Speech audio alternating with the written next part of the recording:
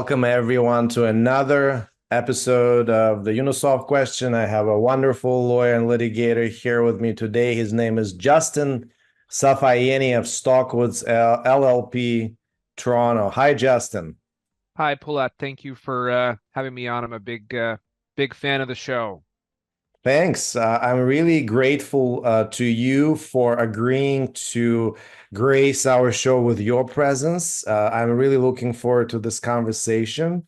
And I want to start by referring to an article about you that I found online. It's from 2017. It's when you received one of the awards, one of the many awards that you have. And in this article, first of all, you were called to the bar in 2010. And in that article dated 2017, they referred to you as the emerging litigator. So 7 years after you were called to the bar, you were the emerging litigator. Just sort of a comment on how long it takes in our profession for people to start taking you as an incumbent, basically, right? So you were the emerging litigator in 2017. Have you finally emerged as a litigator? I don't know. I don't know the answer to that. You'll have to ask others. I'd say, in some areas I'm still emerging. Maybe in some areas I've emerged. That is a strange term that you see a lot, this emerging litigator language, right? It's been 14 years since you were called to the bar. And give me a bird's eye view of what you have done in 14 years. You have been with Stockwoods this whole time as a lawyer, correct? Correct. So Yes. let's have a bird's eye view of what you did as a litigator in 14 years. Bird's eye view. Well, I mean, one of the advantages of Stockwoods is you kind of get to try a lot of different areas of law, and I think kind of my career reflects that. But overall, I've mostly focused in media and defamation law as kind of one bucket of work, and that's something that I started at pretty early in my career at Stockwoods, defending defamation cases for the CBC and other defendants. Also, administrative and public law is another area Stockwoods has a considerable practice in, and I've been practicing in since I joined. Um, and then kind of general civil and commercial litigation. And along the way, I've been lucky enough to, I think, catch some lucky breaks. I think a lot of this profession is kind of things that land on your lap, cases or opportunities, and what you kind of make of them. I've been lucky enough to get some of those along the way, including some interesting Aboriginal law cases, human rights cases, and constitutional law cases. I don't know if that's not enough of a bird's eye view or too much of a bird's eye view, but that's kind of, how I think of my time at Stockwood so far. It's a good bird's eye view. It gives me a good roadmap for probing further. So, my next question is this: so you defend journalists again from defamation claims. How did you get into doing that? How did you develop this area of practice? Why do you like journalists so much? Tell me more about it.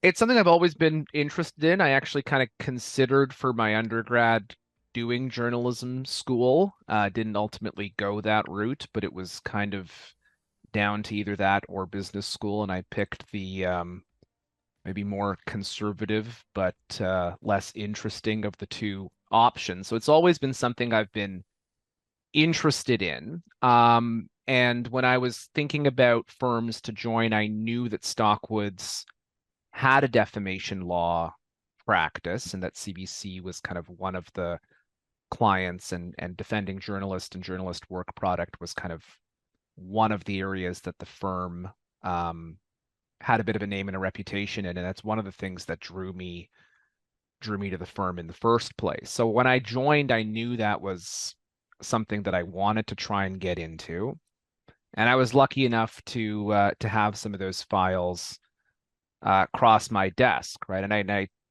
tell younger lawyers that, if there is an area of practice at a firm that you're interested in, when you join the firm, make your interest in those areas known, right? And I think that's something I tried to do. I I approached the partners that were kind of bringing in that type of work, and I um, expressed my interest in getting those files. And I think it aligns well with kind of one of my broader areas of interest, which is free expression more generally, right? I mean, I think the defending journalists in the media is one aspect of that. I think it's a very important aspect of that. But it ties in more broadly with my interest in free expression issues. And so I've been lucky enough to be able to do some of that as part of my practice. What is the origin of your interest in free expression? I mean, I guess everyone is interested in free expression to some extent. It's one of those popular interests, but you actually took it so far that you dedicated big part of your law practice to it. And it sounds like during OCIs, it wasn't the firms that were choosing you, it was you who was choosing the firms because of your interest in free expression. So talk about that a little. Well, so my route to Stockwoods is a little bit circuitous. It didn't really go through the OCI process as much. I summered at a big firm, um, which was a fine Goodman's, Goodman's, yeah, not just which a was big firm. right. I Goodman's. mean, which was a great experience in a lot of ways. And then uh clerked for a year, and then through clerking, I heard about Stockwoods. I had actually not even heard about Stockwoods, somewhat embarrassed to say, um, before that year. It wasn't because we don't really do OCIs or anything like that. We don't have a student program. So um, it was somewhat serendipitous for Stockwoods to come on my radar and then to find out that they did this kind of work. Um, as for my expression and free interest in free expression, I mean, I'm not really sure where it comes from. It's been an area that kind of academically I've been interested in a long time. I don't think anybody who is doing that as part of their practice is doing it to get rich. It's not a kind of big money area, but it is one um, in your practice mix, you ideally try and get um, the type of work that keeps the lights on and the type of work that also engages some core principles that you feel strongly about. And the free expression stuff at least ticks one of those boxes. And I do think it is important, and it's increasingly important when you have kind of, whether it's media organizations, traditional or otherwise, that are um, increasingly under attack, to be able to use the law to defend the free expression rights of those entities is important. And defamation is not, as you know, is not kind of, it's not a direct kind of uh, constitutional to be issue, but it certainly flows from and is informed by those principles, right? It's interesting that you found home for your practice at Stockwoods. It's definitely a very high caliber organization. It's a very high caliber law firm, exclusively litigation. It's a litigation boutique. But of litigation boutiques, it's sort of an eclectic litigation boutique, doing quite a few things, not focusing solely on commercial litigation or civil litigation, having a quite a vibrant criminal defense practice. We recently heard about a very big case that one of your partners was successful in, Nader Hassan, when he defended a man accused of murdering a police officer. So this big component of a criminal defense is really interesting. But let's talk a little bit more about this firm. What makes it eclectic? Why is it like that? I know that one of the guests of the show, who is Associate Chief Justice of Ontario, was partner at Stockwoods before she was appointed to the court. Um, Michael Fairburn, Associate Chief Justice of Ontario, was a Crown Counsel before going to Stockwoods and practicing, I think, criminal defense there for some time. So Stockwoods is an interesting place. Tell me more about it. Yeah, I mean, I think eclectic is a good it's a good descriptor for it. I'm not sure I can give you kind of the full history of it, but what I do know is it's founded by David Stockwood back in the late 70s, and it was originally founded as a kind of conflicts shop, right? The idea being that uh, David recognized, people working, litigators specifically working at some of these larger firms would be conflicted out of files, often because of the corporate clients of those firms. And having a shop where they could send those conflicts, and where the understanding would be, the firm would serve those clients, but they wouldn't try and kind of keep those clients. They would understand that they might, go back for other purposes to the larger firms.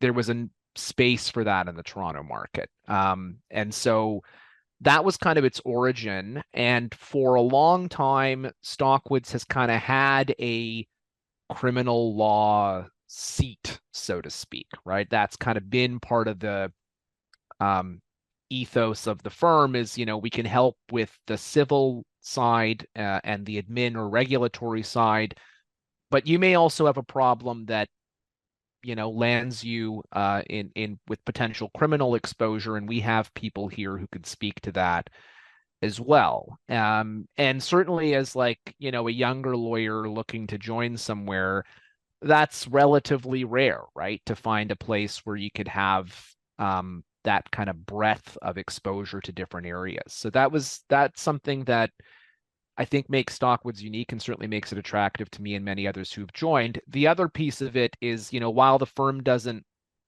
exclusively hire clerks, that's the main pool of people the firm hires from, because they don't have, we don't have an established articling or summer student program. So, you'd mentioned OCIs earlier. That's not a pipeline for people to come in. So you're also getting people who, for lack of a better term, are kind of law nerds or law geeks and who enjoy having discussions about kind of, you know, um, arcane or strange legal issues. And having the perspective of, mainly civil and mainly criminal litigators under the same roof, I think is interesting, right? I mean, these lawyers kind of often have different litigation styles. They may see issues differently, but there is something to be gained from being able to have a kind of consistent exposure and learn sometimes through osmosis how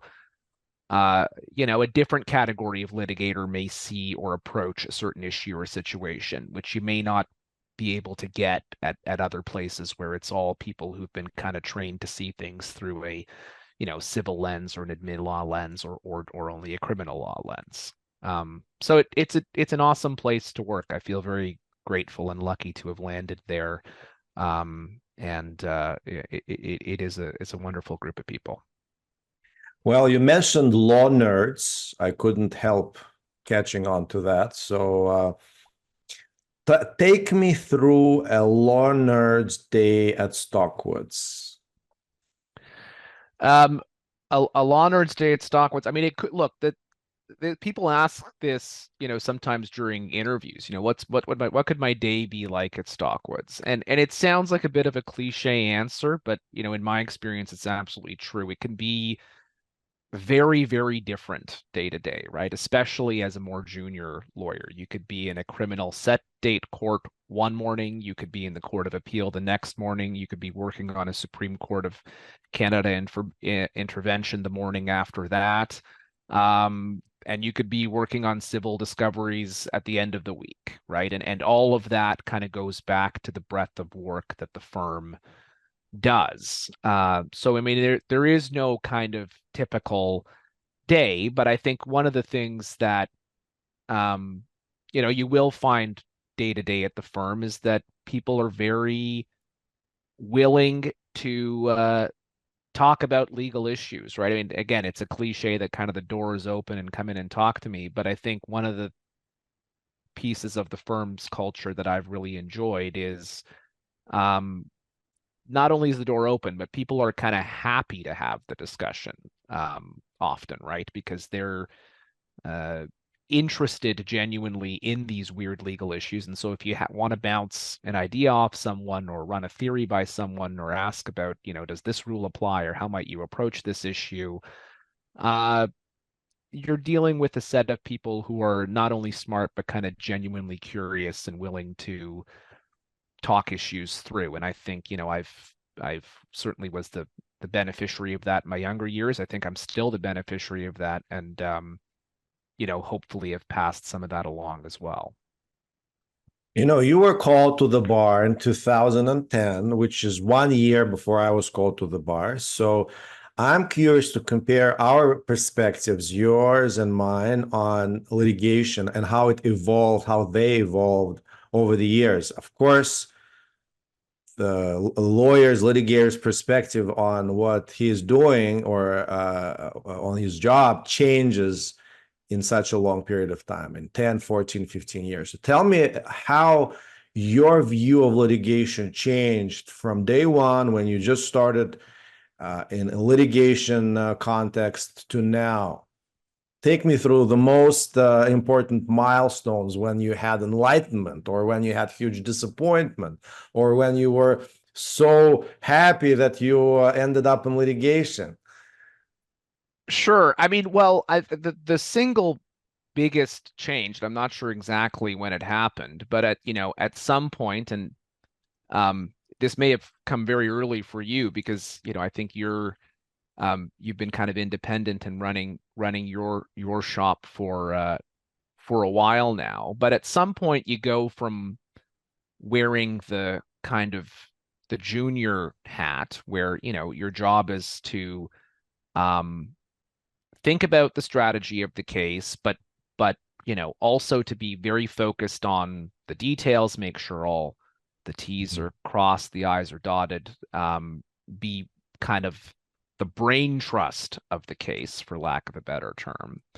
But ultimately, a lot of the strategic calls are made by somebody else, and at Stockwoods, that was done in close consultation with the junior lawyer. But often, you ultimately don't really wear it the same way as a junior. So at some point, you go from that to the roles being reversed, right? And all of a sudden, not that you're not aware of the case, but you're, if nothing else, because of the financial structure and the hourly rates, you're not necessarily mired in the details the same way the junior is, but the strategic calls and the direction for how to ultimately um, pursue a particular issue or particular matter is yours to wear, right? And that can be both exhilarating, but also, sometimes stressful or terrifying, even depending on the situation. And I'm not sure I can kind of pinpoint an exact moment when that happened, and it happens maybe in different times on different files, depending on the ownership that you have over a matter. But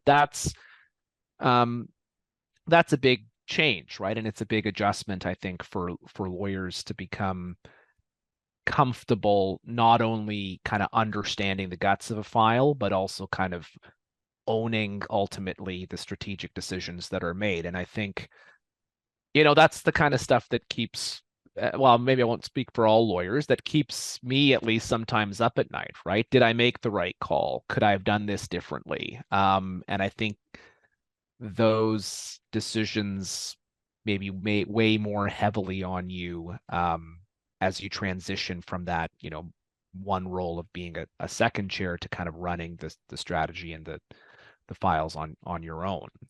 Um, there's been lots of kind of high points and low points, like I'm sure it is for everybody else over the course of my time. But I think some of the real kind of highlights have been being lucky enough to appear in the Supreme Court on a number of matters, including as well, both successfully and unsuccessfully, ultimately, but first successfully for the hamlet of Clyde River with Nader Hassan, who you mentioned earlier, in a case where we were challenging a National Energy Board decision.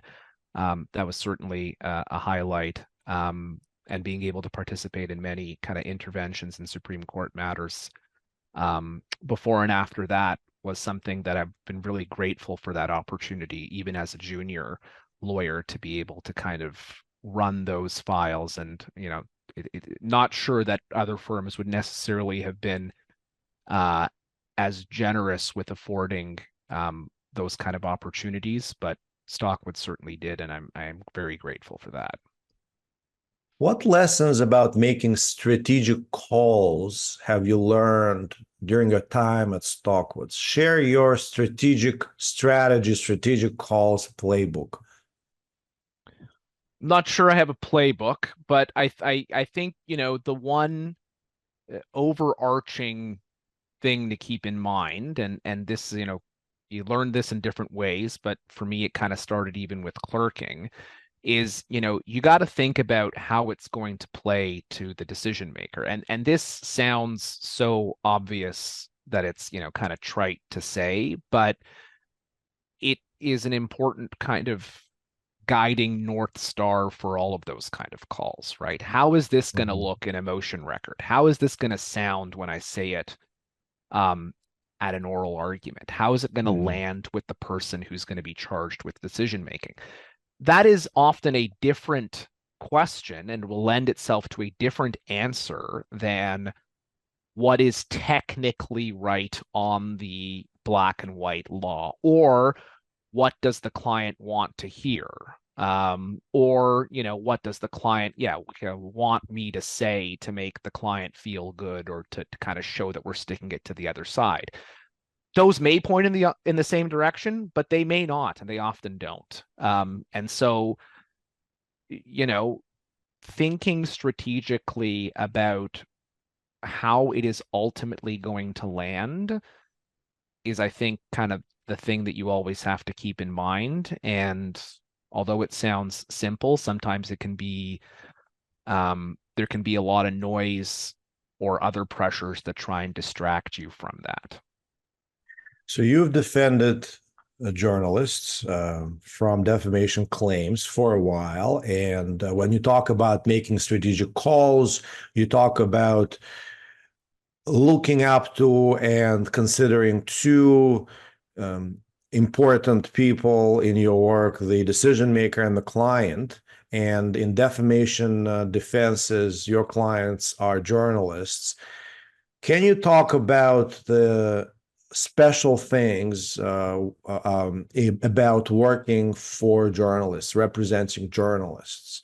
Are they different from other clients? And of course, you represent their organizations such as CBC, for example, or other media outlets. Talk about the special aspects of representing media organizations and journalists in defamation claims. How are they different from other clients, commercial litigation clients, for example? Sure. Well, I mean, for the first thing is, in my experience, they're sophisticated clients, and that's not to say commercial clients aren't sophisticated. They can be, but not all clients are sophisticated. When you're dealing with media organizations or journalists, almost without exception, in my experience, they are sophisticated. They are professionals. They know their craft. And in many ways, that's a gift for a lawyer, right? Because you're dealing with somebody who understands their job inside and out. And in a strange way, lawyers and journalists, the job isn't in some ways very different, right? We're kind of storytellers. There's kind of an obsession with the facts and research. And so journalists are often great to work with because they will understand what you are trying to do as a lawyer. And they will be very well prepared. They will have, notes and documents, and they will understand the chronology and the importance of being able to not only tell a story, but tell a story that is factually defensible based on the record and the information that was available to them. So it's kind of a gift in many ways to have, a good journalist as a defendant or a witness in a case, because um, we're not speaking exactly the same language, but it's a closer fit in many ways than some other clients when it comes to them appreciating what we are trying to do, and them being able to advance the ball towards the ultimate goal. In your experience with defamation claims, what is the most common defense raised by media organizations or journalists? So, I mean, things really changed in um, uh, 2009 with the responsible communication defense. And just for those who are, not terribly familiar with this area, um, yeah, defamation, you have the standard defenses that have gone back, decades, if not centuries. The idea of truth, if something is true, it's not defamatory. Fair comment, so even if it's not a matter of fact, but a matter of comment that you're saying that's based on true facts, that's a defense. And then qualified privilege, which kind of protects certain occasions of communications. But in 2009, a fourth defense was added or recognized in Canadian common law, this defense of responsible communication, which is, without getting into the weeds, it's essentially a due diligence defense, right? It's saying maybe it's not true, but I did the best I could in terms of research, and so um, liability should not ultimately attach because of that. And so that is something you see a lot, at least in traditional media cases, less so when you're dealing with individual uh, clients, non-media clients, obviously. But that's a defense that plays a major role in a lot of defamation cases against traditional media, alongside perhaps some of the other defenses, but it's a crucial one. Does this defense usually require expert evidence? That's a good question. No, from the media's perspective, it's rare that expert evidence will be adduced. It's usually the media just kind of saying, um, there's a list of factors the Supreme Court has gone through, and it's a matter of kind of going through those factors and explaining how each of them apply in the particular case. Isn't the flip side of creating a due diligence defense to defamation claim the possibility of creating a negligence claim against media outlets on the ground that if they have due diligence, it means they have duty of care when they publish stories. Have you seen negligence claims on that basis? I have not seen negligence claims on that basis. No, no. Often the argument really comes down to on the due diligence defense, the other side kind of saying, look, you should have done more research. You should have reached out to this person. Perhaps you should have done more effort to contact the target of the story, the person who's usually ends up suing, or that you kind of ultimately acted kind of maliciously, um, in terms of kind of targeting this person for particularly harsh treatment in your reporting, and so liability should attach and the defense doesn't apply. But I'm not aware of a negligence claim attaching, and I'm not sure that the duty of care in that respect would be made out. Is giving both sides of the story a hearing or letting both sides give their side, or letting both parties, the accuser and the accused, let's use these vague terms, letting both parties give their side of the story in the news article. Is that dispositive of the due diligence defense, responsible communication defense? Is that sufficient, or do journalists have to do more? Not dispositive, but certainly central to it. So I'd say it's difficult to make out the responsible communication or due diligence defense. if you haven't gone to the target of the story, the accused, I guess, in your lexicon, and given them a chance to comment, or at least made efforts to reach out to them. Now, if they're not reachable, or they refuse to comment, or they're dragging their feet, I mean, it's not that you have to hold up publication forever in order to hear from them. But if you haven't even tried, that's going to be very difficult to paint as due diligence. I will say, in my experience, that's quite rare. I mean, putting aside what advice you get from media lawyers for contentious stories, journalists themselves, their own kind of, ethics and sense of what reporting requires, will almost invariably reach out to who they are reporting on, right? It's not, even outside the legal framework, it's kind of not good reporting to run a story on someone and not give them a chance to tell their side. So it is quite rare that you will see a situation where a journalist hasn't even tried to take that step. But to your point, Poulat, if they haven't done that, it is very hard to make out the defense. If they have, it's not a slam dunk. There's other elements to consider as part of the defense, but it is definitely a core component of it. Do you think after the responsible communication defense was recognized in Canada, it became harder to prove to succeed for defamation claims? For sure. Yes. And even harder, I mean, more so than that, this is kind of a bit of a digression. We don't have to go down this rabbit hole, but was the introduction of the anti-SLAPP legislation, right? More recently, I think in 2017. That really changed the game. This is the legislation that gives defendants in defamation actions the ability very early on, right, even prior to putting in a statement of defense, to go to court and say this is a SLAPP, which is an acronym for Strategic Lawsuits Against Public Participation.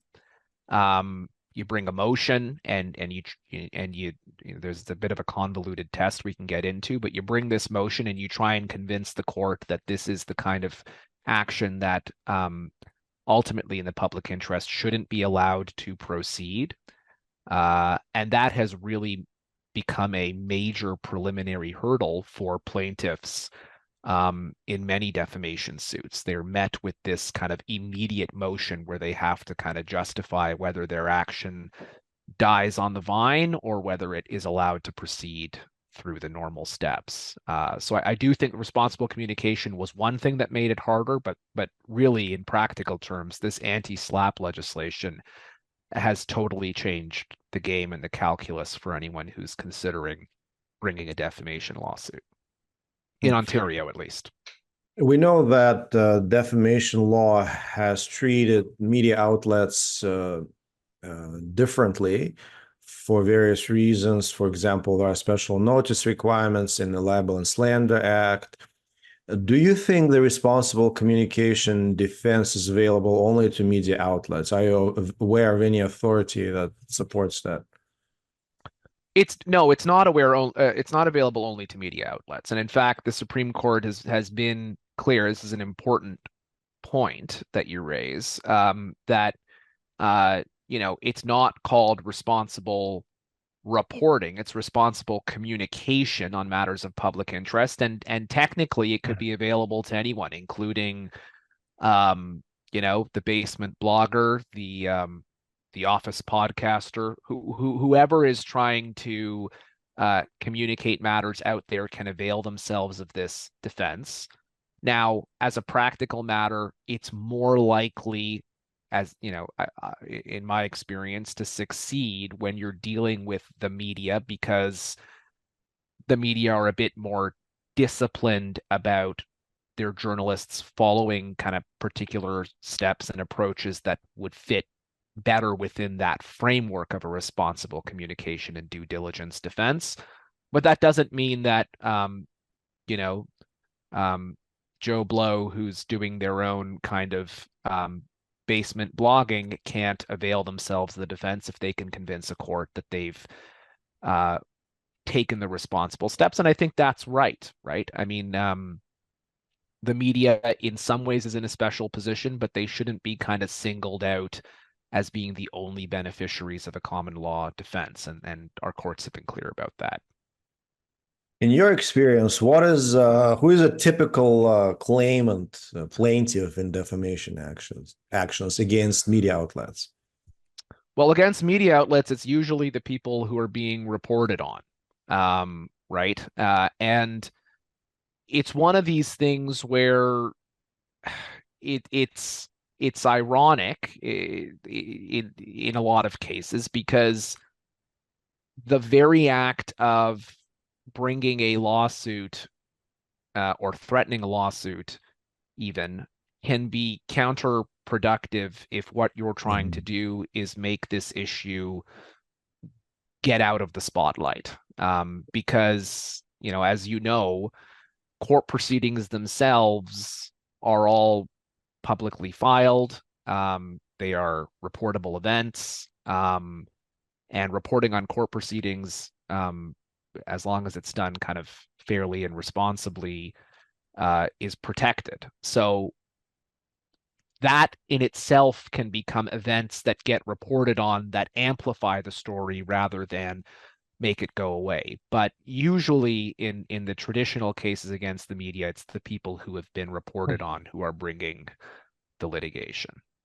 So, assuming that many of these plaintiffs are sophisticated parties and have sophisticated legal advice, and assuming that they know about the open court principle and basically about shining even more light on the offending claims, the allegedly defamatory claims, what strategic considerations do you think guide these plaintiffs when they take this step and they open this situation to even more scrutiny, where we know it blows over eventually in most cases, yet they keep it alive and they go to court and they even create, as you said, qualified privilege for more reporting on this? Yeah, I mean, look, it is hard to say. And even outside of the media context, right? If it's A suing B, and we've represented um plaintiffs in that kind of context outside of the media setting. It's two private parties, perhaps um threatening or engaging in litigation over social media posts or over, something that somebody wrote in an email or whatever. Even in that context, you got to think very carefully about whether it's going to achieve your objective, right? And people may have different objectives, right? Some people may have an objective that is really rooted in principle and wanting a court to denounce what somebody else has done. They may have significant funds that allows them to pursue that objective, and they may not care if there are further events that are reportable along the way. Um, but more often than not, at least in my experience, in a situation where there's a plaintiff who comes to you or a potential plaintiff who comes to you and says, I'm angry about what such and such wrote about me, and I want to bring a lawsuit against them, you know, I find myself often talking myself out of work in those initial calls, right? I mean, it's really not, you got to think very carefully about whether it is worth your time and energy to do this if your objective is just to have this go away and blow over, rather than breathe more life into it. And when you couple that with the anti-slap hurdle that I mentioned earlier, the calculus becomes, even more so that a plaintiff or potential plaintiff has to think about their steps very carefully. Do you really want to immediately spend, 50, 75, $100,000 battling an all-out anti-slap motion when all you want is for this thing to go away? Or should we just take a breath and let it go away? It goes back to kind of another issue in litigation more generally, which is that often people are very hot to trot to start a claim, or they think they want to start a claim because they've been aggrieved, they've been wronged. That is something that they genuinely feel, and perhaps it is true. But whether litigation is the actual solution to that feeling is a different question, and one that I think when we're wearing our advisor hats rather than our kind of Warrior hats. exactly, right? You have to kind of maybe sometimes tell them, it's not, this may not be the right route for you. So which file excites you more, a defamation file or administrative file? Oh my, you're making me like choose between my children. You have You know, to.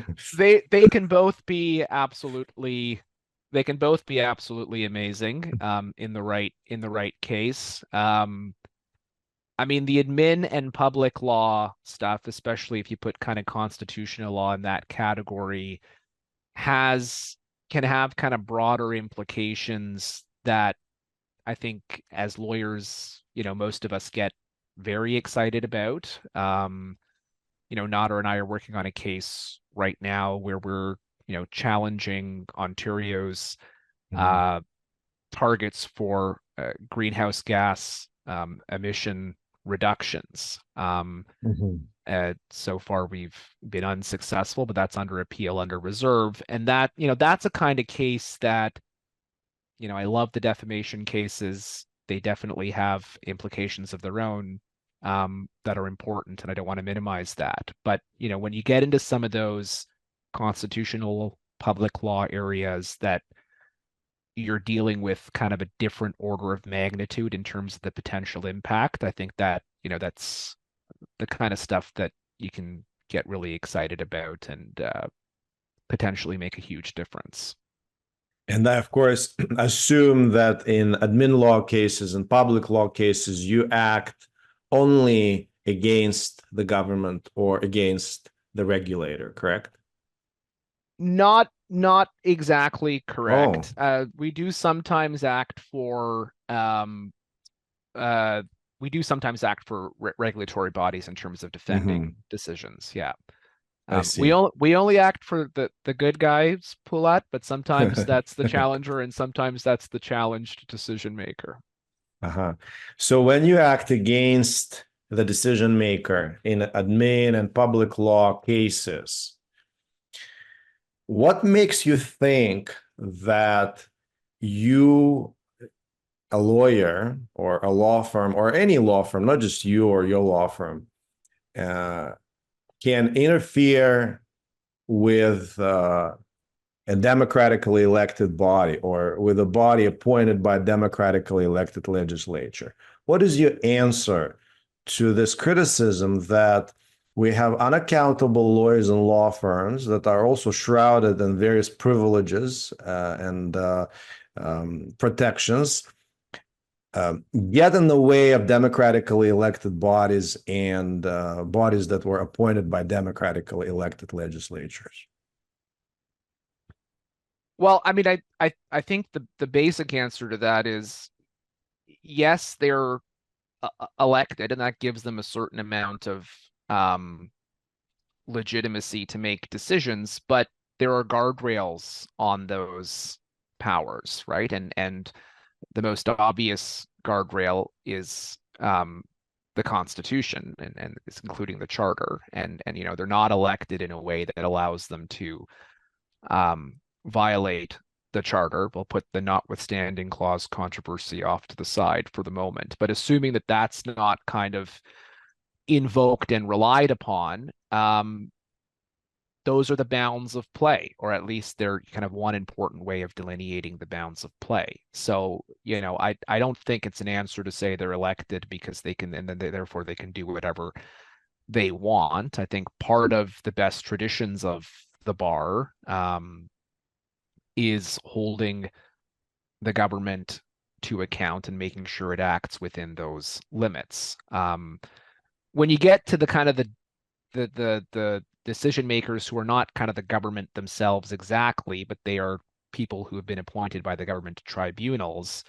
Um, the additional boundary is this reasonableness, sometimes correctness, but generally the reasonableness boundary that the Supreme Court has kind of established on the theory that, whatever power has been delegated to them, it doesn't include the power to make unreasonable decisions, right? That was never what was contemplated. And so again, you're operating within making sure that they stay within the bounds of the authority they have. It's not about attacking the fact that they have the authority, but properly delineating the scope of it.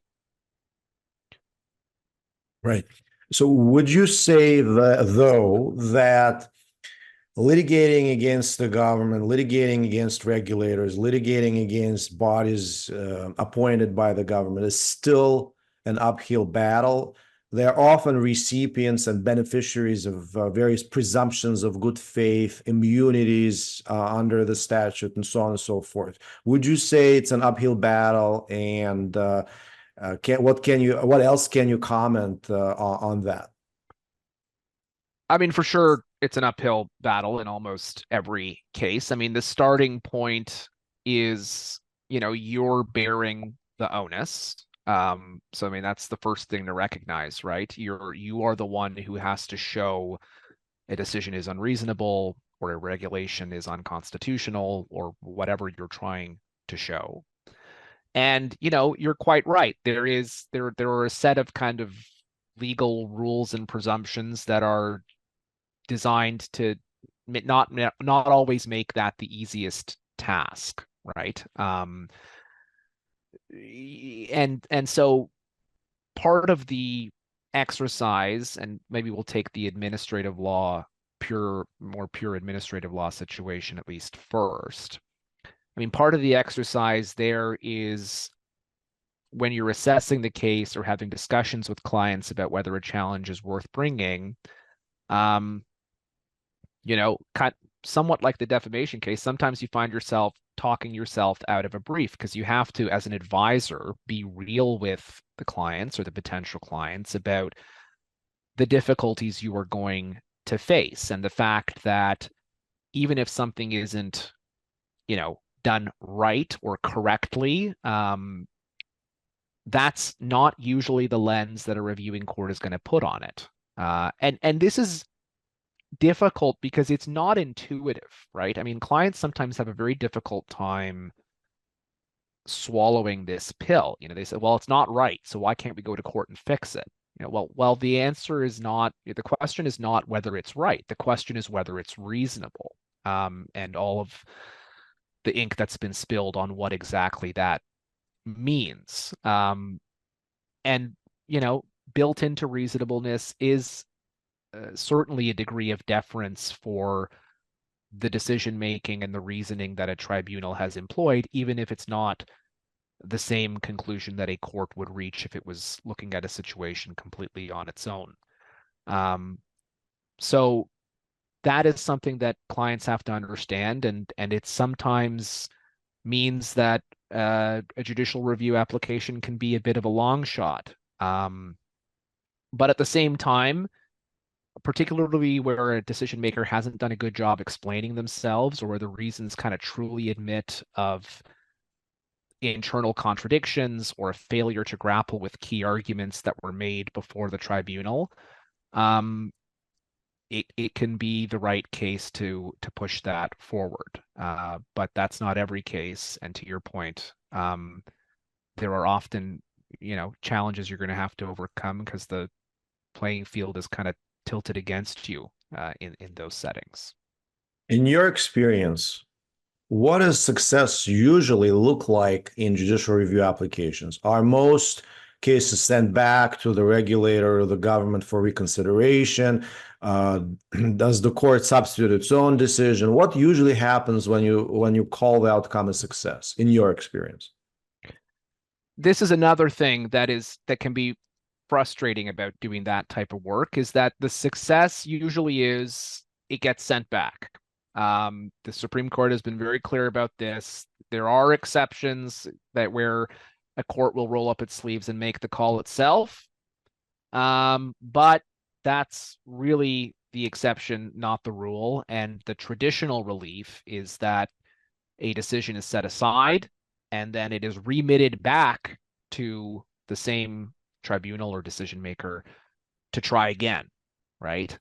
And again, this is something that drives clients crazy, right? I mean, they say, well, how can I go through this whole process and win? And then the relief is simply that it goes back so they can try again and perhaps do the exact same thing, but just cooper it up with better reasons. And the reality is, you know, that is a risk that you are taking in a lot of these cases when you're seeking judicial review.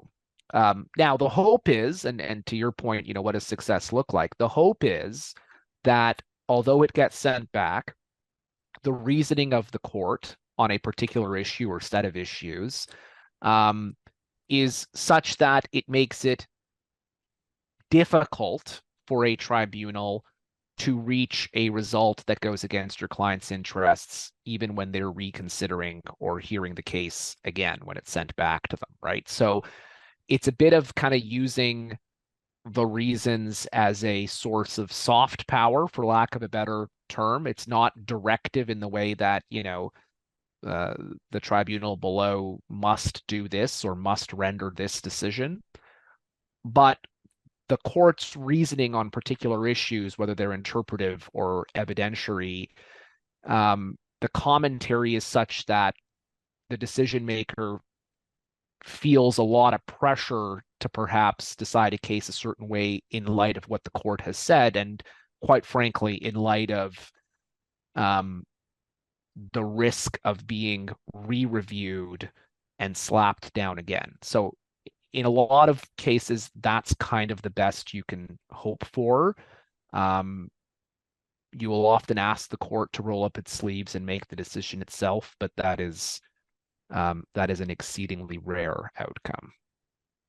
Do you think admin law is the most complicated area of law, with the standard of review constantly being revised over the years, and then the reasonableness standard being fluid and vague, and essentially borders of categories dissolving, and basically every case being a unique case that has to be considered on its own? Do you think this is the hardest, the most complicated area of law?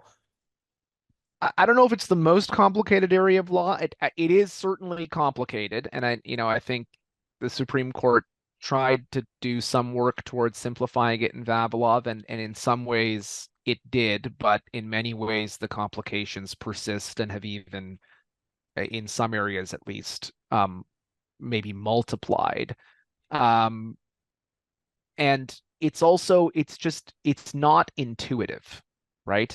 A lot of areas of law, at least to some extent, you can rely on a basic intuition of how things work, negligence or tort law. I mean, there are complications, but the general concepts kind of make sense.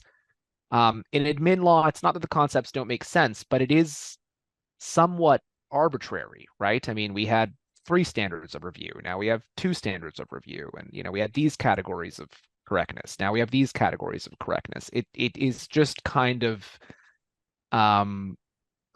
not to say that it's without principles or rationales. I'm not suggesting that it's totally arbitrary, but it certainly doesn't line up easily with one's intuition about how a corner of the law can work. And I think that does make it challenging. And then there's just challenges with kind of putting your finger on what exactly this concept of reasonableness means, right? And already there's courts across the country even can't kind of speak with one voice on whether that standard has changed post Vavilov or stayed the same. And that's got to tell you something, right? When you have these smart judges in different jurisdictions looking at this issue, and some of them are saying, Vavilov kind of changed the game on reasonableness. Others are suggesting it's really kind of stayed the same with no major changes.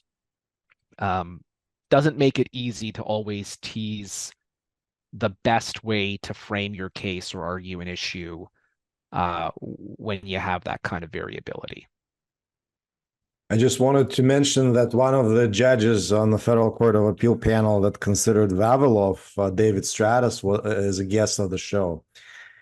And everyone should watch that interview with Justice David Stratus of the Federal Court of Appeal. It was a long interview. Also talked about these issues. So look, this sounds like it definitely sounds like you emerged as a litigator. It sounds to me like you finally emerged that you arrived as a litigator. You know, you have done so much over the years. It's been 14 years since you were called to the bar. What do the next 20 years look like for you? Have you thought about it, or do you just go with the flow? I've not thought about it. I'm just trying to make it day by day, quite honestly, between work and the kids and everything else. But I do appreciate the opportunity to have been on here. Hopefully, it'll involve one more appearance on your show, if nothing else. For sure. The doors are always open to a guest like you anytime, and I will be very happy. I feel there is a lot more material to go through with you, and I want to thank you for a wonderful presentation, lecture on defamation law. I want to thank you for a wonderful lecture on judicial review and admin law. This has been a really valuable experience, I'm sure, for a lot of also law students and junior lawyers who are considering entering these areas or starting to practice in these areas. This material is gold. You have really made a difference today. I'm definitely convinced, because it's not everybody works at Stockwoods, right? And here anyone can gain access to a Stockwoods partner talking about his personal experience in these matters. So I'm definitely very thankful to you, Justin, and I hope that we can meet again on this show, and definitely in real life. Thank you, Paulette. I appreciate the opportunity. Thank you.